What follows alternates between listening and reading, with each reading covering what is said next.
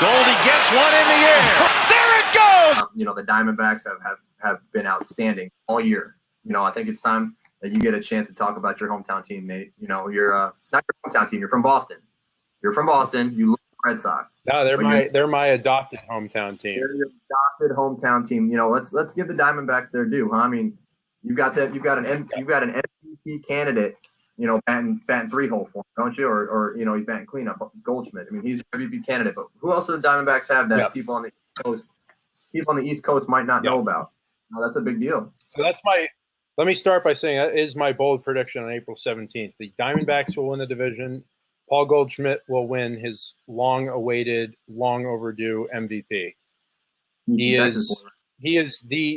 I'll tell you what, he is the second best first baseman drafted in the 8th round of the 2009 draft.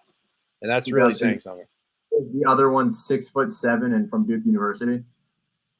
Yeah, the other one is currently talking about Paul Goldschmidt. So these guys are doing great. So one thing that they're doing really well is their plate discipline. They are leading all of baseball in their chase percentage outside the zone. That means they're laying off more pitches outside the zone than anyone else in baseball. They're swinging at 24.9% pitches out of the zone.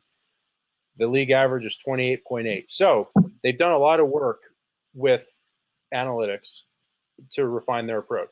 And it's really showing because, you can be the best hitter in the world, but what you swing at is essentially the most important determining factor of how you're going to hit.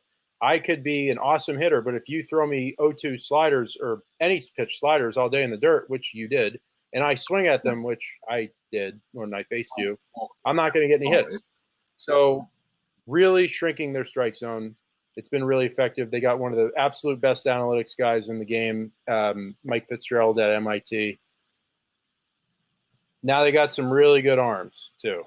Yeah. So, Patrick Corbin, he's been obviously Greinke is the superstar, but Corbin's a guy that's sort of been around for a long time, and this is the kind of performance I think people have been really excited to see. He's thrown his slider now 50% of the time. He's going Lance McCullers, and he's having a lot of success against it. He throws it back foot to righties to have them swing over it.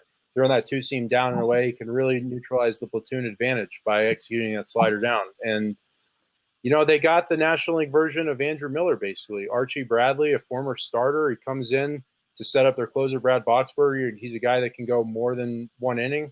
High percent fastball guy, throws 96 up in the zone with a really sharp curveball.